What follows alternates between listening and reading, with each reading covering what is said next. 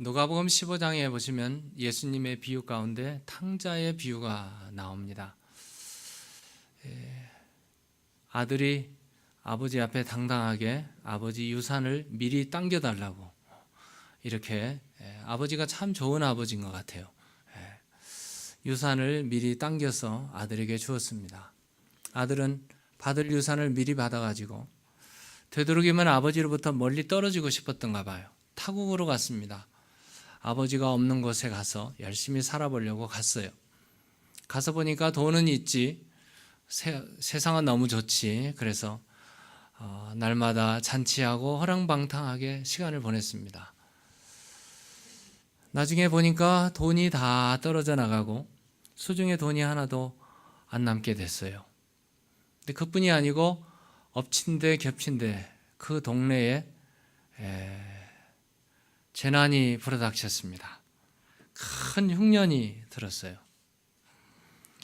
하루아침에 탕자는 돈 다 잃고 홈레스가 되고 배가 고파서 어떻게 살아야 될까 걱정하게 되었습니다.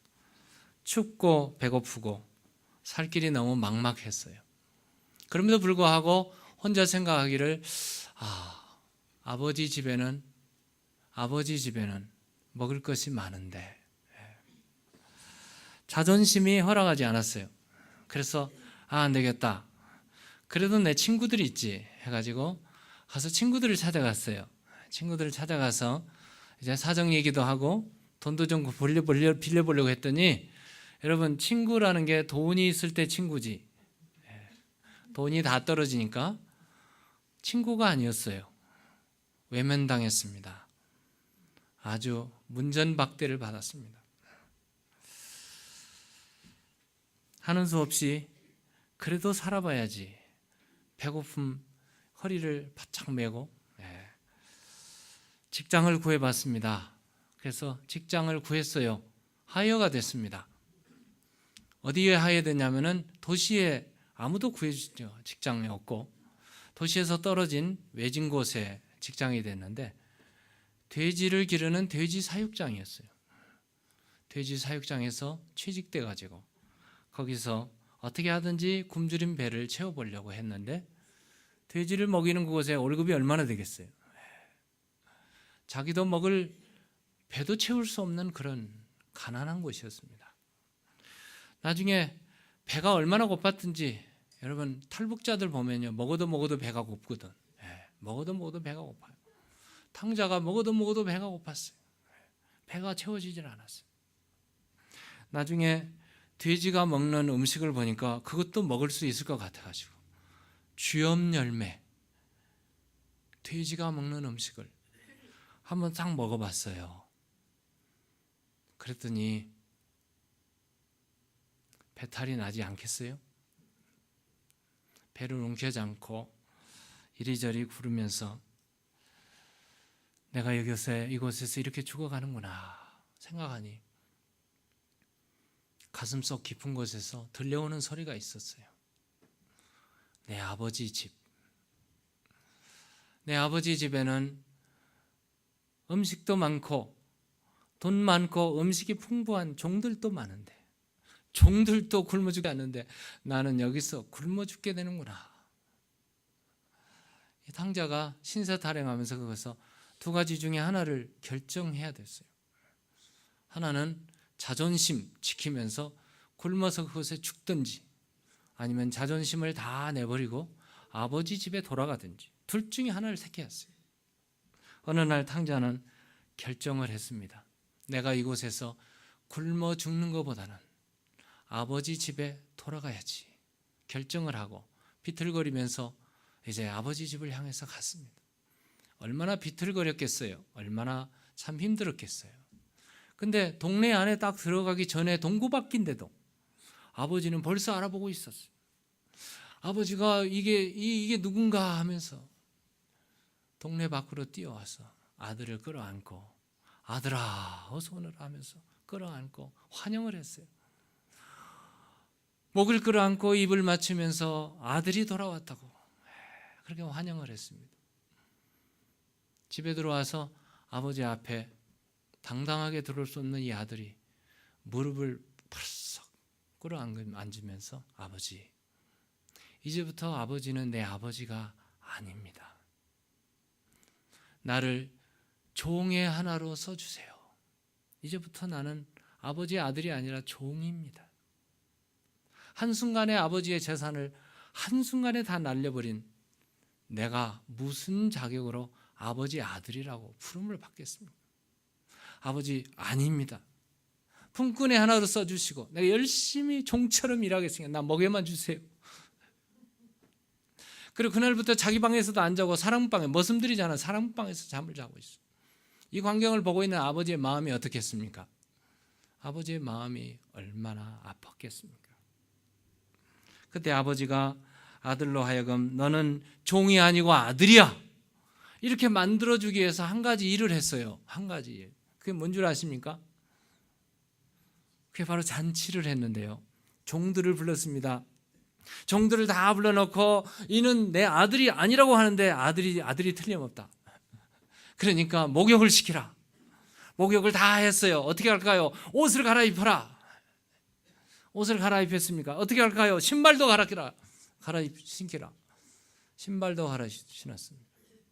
그리고 아버지가 손수 와서 아들아 손 내밀어 하면서 손에 금가락지를 끼워줬어요. 그래도 실감이 안 나는 거예요.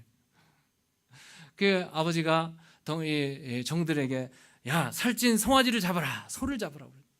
소를 잡았습니다. 동네 사람들을 다 초대하라. 이웃을 다 초대했습니다.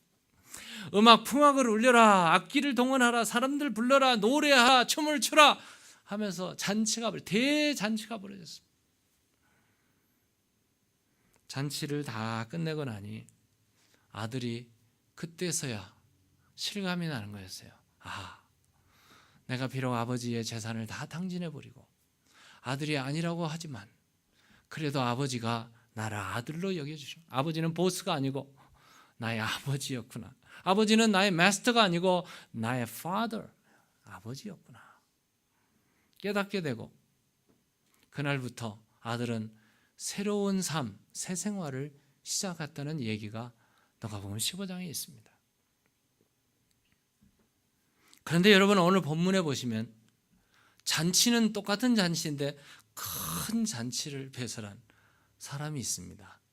큰 잔치를 배설한 이 이야기는 또 예수님의 또 다른 비유를 예수님이 하시고 계시는데, 이 잔치의 비유를 통해서 예수님이 지금 뭘 말씀하시려고 하시는가 그것을 찾아보면서 오늘 시간 은혜 받고자 합니다.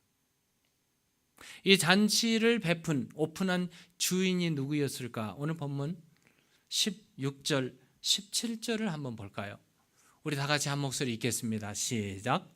이르시되 어떤 사람이 큰 잔치를 베풀고 많은 사람을 청하였더니 잔치할 시각에 그 청하였던 자들에게 종을 보내어 이르되 오소서, 모든 것이 준비되었나이다 하매. 잔치를 오픈한 이 주인공은 종들을 많이 가지고 많은 사람을 초대한 굉장히 부자 주인입니다. 부자 주인임에도 불구하고 15절 내용을 쭉 보면은 천국 잔치를 배설한 주인이었어요. 그러면 조금 보시면은 깊이 들어가면 이 잔치의 호스트는 하나님이시라는 것을 금방 알 수 있습니다.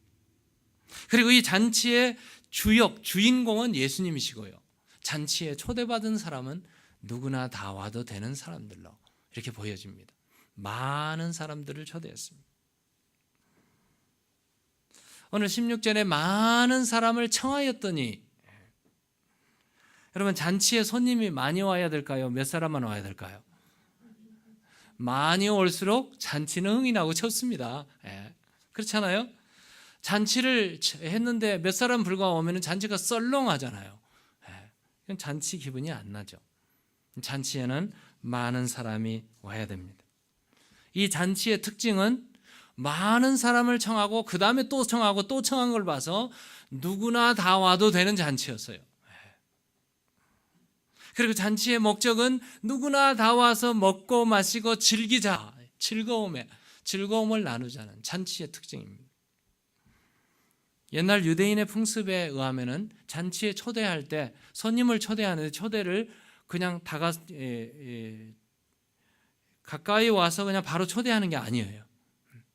유대 사람들의 초대 방식은 좀 시간을 두고 초대를 하는데 2번 초대를 합니다. 똑같은 사람을 2번 초대를 해요. 먼 시간을 두고 초대장을 보내서 어느 날 몇 시에, 어느 날 어디에서 몇 시에 잔치에 오세요. 초대장을 보냅니다. 그리고 잔치가 가까이 다가오면 종들을 보내서 잔치 리마인드를 해줘서 잔치에 초대를 합니다.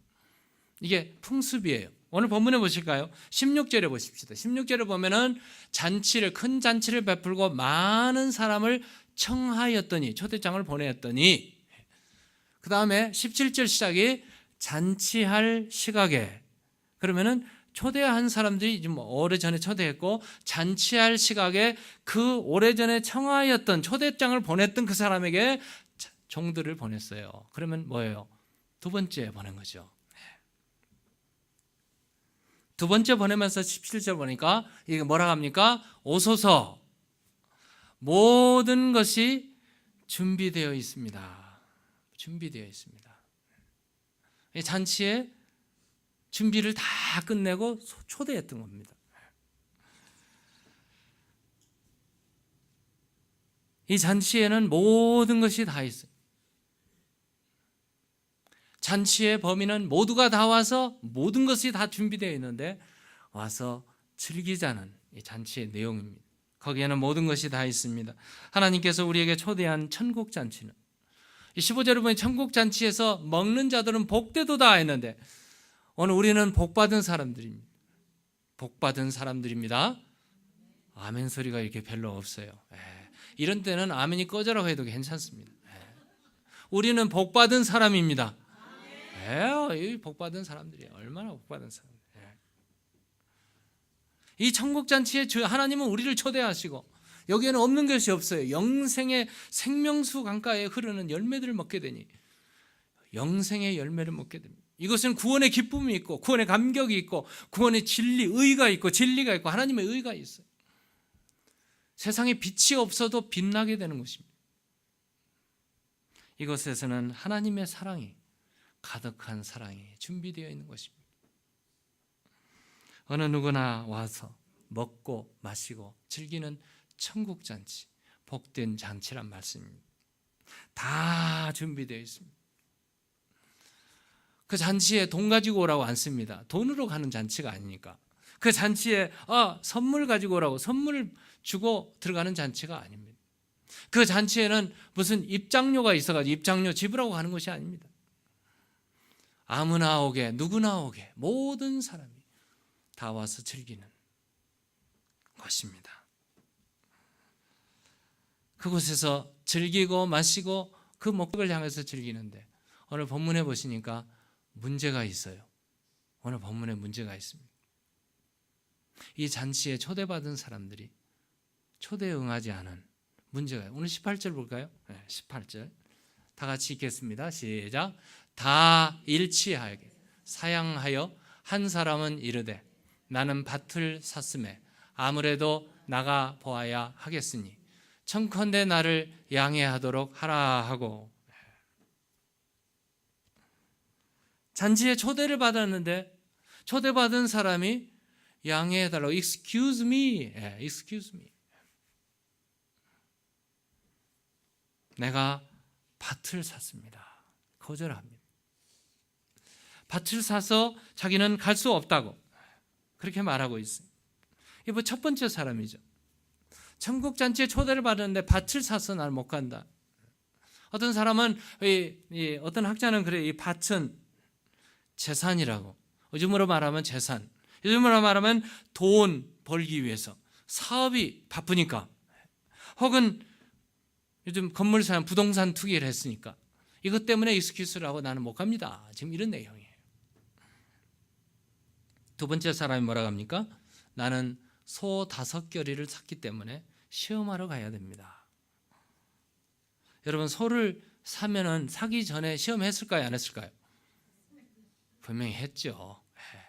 그러면 소 이미 테스트 다 해보고 샀을 텐데 또 하겠다는 말은 안 가겠다는 핑계라는 얘기를 금방 알 수 있죠. 여러분, 요즘식으로 얘기합시다. 우리 자동차 살 때 뭐 유스트카를 사건 뉴카를 사건 사기 전에 뭘 합니까?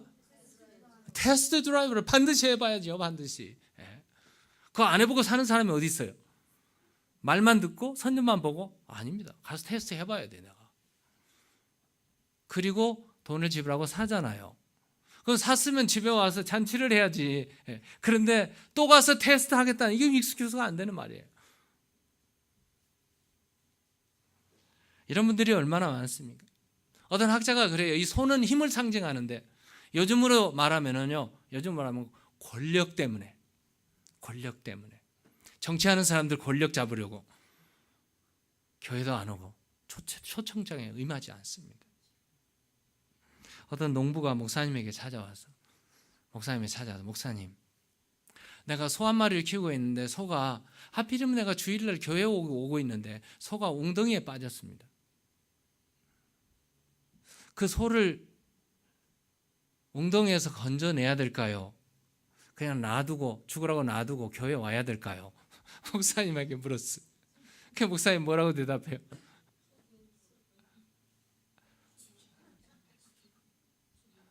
어려운 얘기예요. 목사님이 한참 생각을 깊이 하다가 지혜로우신 목사님께서 이렇게 대답을 했답니다. 소가 웅덩이에 빠졌으니 소를 구해내야죠. 그런데 그 소가 에브리 선데이에 계속 빠지면 소를 파세요. 그렇게 대답을 했습니다. 우리는 웬 그 핑계, 익스큐스가 많은지 몰라요. 교회 오라, 교회 가자, 뭐 일하자, 뭐 하면은 이것 때문에 저것 때문에 핑계가 어찌나 많으냐. 에브리 선데이에 핑계가 많아요. 세 번째 사람입니다. 나는 장가 들었기 때문에.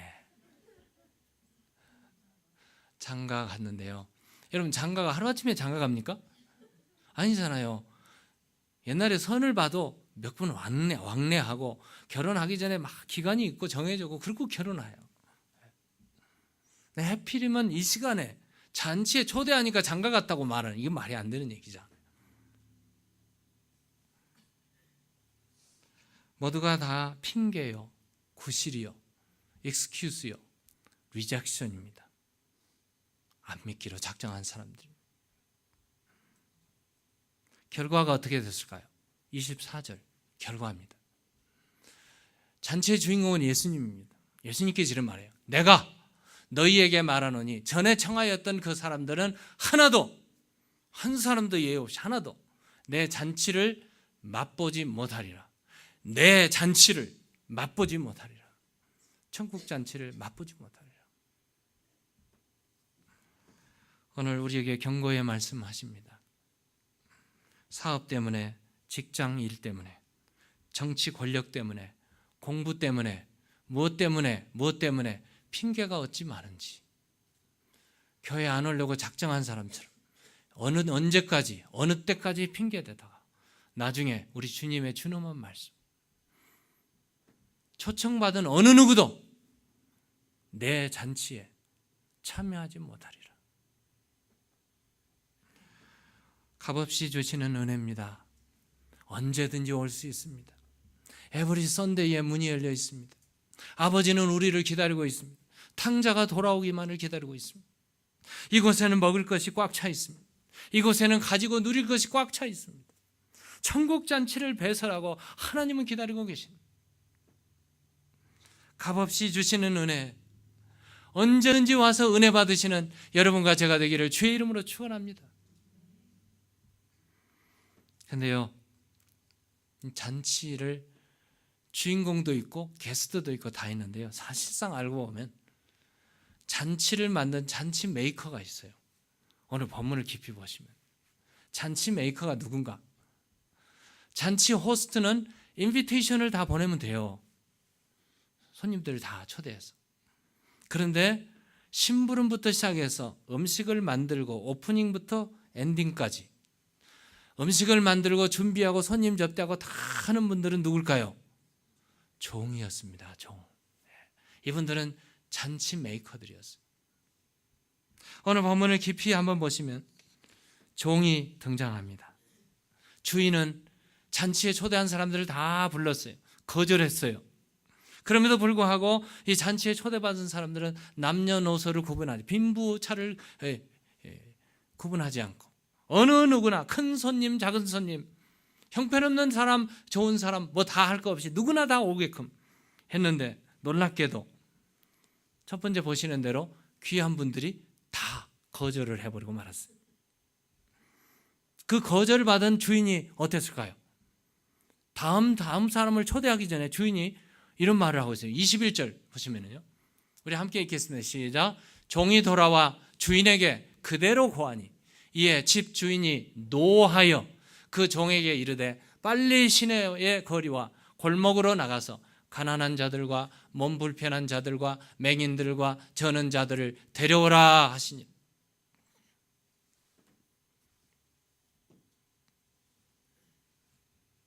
다 거절했어요. 그런데 주인이 화가 났습니다. 매우 화가 났어요. 사랑, 호의, 인비테이션 다 거절당했으니 화 안 낼 사람이 어디 있습니까?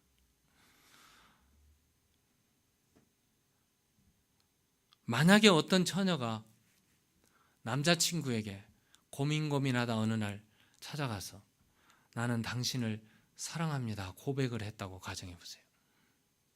근데 그 남자친구가 들은 척만 척 한다든지, 듣고 그 사랑을 거절한다든지, 그러면 어떻게 될까요?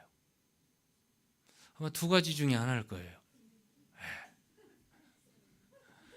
내 사랑이 거절받았으니 부끄럽고 창피하고 그때부터 살 맛이 없어서 내 이 한 몸 죽어야지, 아마 그랬을 거예요. 근데 요즘 여자들은 안 그래요. 내 사랑을 거절했으니 대가를 받아야지.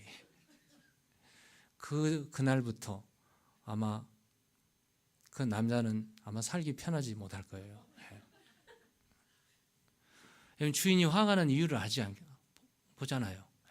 화가 난 주인이 화가 나가지고 종을 불렀어요. 길거리로 나가라, 코너로 가라, 가서 아무나 데려와라. 데려오는 사람이 누구예요? 거지들, 홈레스들, 뭐 디세이블 사람들, 핸디캡 뭐 할 거 없이, 안진뱅이, 크리플 뭐 할 거 없이 다 데려오라. 그럼 종의 마음이 어땠을까요? 세상에 잔치를 열어놨는데 나보다도 못한 사람들 데려오라 했으니 주인 틀렸다고 손가락질 할 수도 있습니다. 대들 수 있습니다. 근데 종이 그런가요? 종이 그런 말 하나도 안 해요. 종은 주인 말대로 주인을 이해했습니다. 주인의 마음을 이해하고 있는 거예요. 주인의 마음과 하나가 됐어요. 잔치를 베풀어 놓고 어느 누구든지 다 올 수 있게 그랬습니다. 가서 다 데려왔어요. 형편없는 사람들 다 데려왔습니다. 그래서 잔치에 다 앉혔어요. 잔치를 지금 하려고 하는데 아직도 비어있는 자리가 많았어요. 그래서 종이 가서 주인에게 말합니다. 종이 주인에게 말해요. 명대로 다 했는데 아직도 방이 남아 있습니다. 그러니까 주인이 뭐라고 합니까? 주인이 이제 동네 사람들 다 왔으니까 동네 밖에 있는 사람들, 산에 가서, 산 울타리에 거리로 가서 어디든지 가서 사람들이 있거든 그 사람을 강건해서 데려오라, 이게 말한다. 강건한다는 말은 매우 굉장히 중요한 말입니다. 주인이 강건하여서 데려오라. 그걸 좀 쉽게 풀면은요, 강건해서 데려오라는 말은요, 억지로라도 멱살을 잡아서라도 끌고 오라는 얘기예요. 끌고 오라는. 우리 영어로 말하면요, make them come, 이런 아주 점잖은 표현을 했는데요, force them to come 이렇게 할 수도 있고요, 조금만은 compelling이라는 단어를 쓸 수 있습니다. 억지로라도. 그럼 우리 한국식으로 말하면 멱살을 잡아서라도 끌고 오라는, 우리 여자식으로 말하면 머리카락이라도 잡아서 끌고 오라는 얘기예요. 이게 뭡니까? 피할 수 없게끔. 강건해서 데려오라. 그럼 말을 들은 종은 무슨 생각을 했을까요? 내가 무슨 힘으로, 무슨 재주로, 말재주도 없는데 아마 거부했을지도 모릅니다. 그런데 종은 한마디도 하지 않습니다. 이 사람이 잔치 메이커입니다. 종이죠. 하나님의 종이죠. 주님을 주님으로 모시는 종입니다. 거기에는 신실한 종이요 순종하는 종입니다. 이유를 달지 않습니다. 시키는 대로 합니다. 시키는 대로 갔어요. 산으로, 들로, 산길로 가서 사람들을 데려다가 가득가득 채웠습니다. 그곳에 잔치가 있었습니다. 이 잔치는 하나님이 호스트요, 예수님이 주인공이요, 그곳에 온 모든 사람들. 결론적으로 얘기하면 구약에 선지자들을 보내서, 종들을 보내서 하나님께서는 초대했건만 유대인들, 종교 지도자들은 다 리젝트했습니다. 그 거절한 결과 그들은 잔치에 참여를 못합니다. 그 잔치의 스페이스가 누구에게 열렸는가? 오늘 우리에게 열린 줄로 믿습니다. 이방인은 오늘 우리에게 복음의 빛이 열리고 잔치에 참여할 수 있는 그 권리가 우리에게 주어졌고, 예수의 이름으로 가서 예수님과 함께 잔치에 참여해서 하나님의 아들, 딸이 된 줄로 믿습니다. 이 잔치에 참여한 오늘 우리가 잔치 메이커들이 되어야 되지 않겠습니까? 더 나아가서 일꾼들이 되어서, 하나님의 신실한 일꾼들이 되어서 하나님께서 주시고자 하는 은혜의 자리에 오고, 은혜의 자리를 만들고, 은혜의 자리에 사람들을 강권해서 채워서 주께로 한 걸음씩 한 걸음씩 왜 가지 않는가? 오늘 찬송 불렀죠. 주께로 한 걸음씩 한 걸음씩 왜 가지 않느냐? 너의 죄 자복하고 그 앞에 나가라. 한 걸음씩 한 걸음씩 주께 나오라. 주께 아뢰이면 너 복을 받으리라. 값없이 주시는 은혜 너 거절 말아라. 우리 주님께서 기다리고 계시고, 매 주일 매브리 선데이에 주님은 우리를 기다리고 계시고, 천국 잔치를 배설하고 은혜의 자리를 마련하고 특별한 자리를 마련하고 우리를 부르고 계십니다. 이 은혜의 자리에 one step at a time, one step at a time 주님 앞에 나와서 은혜 받으시는 여러분과 제가 되기를 주의 이름으로 축원합니다.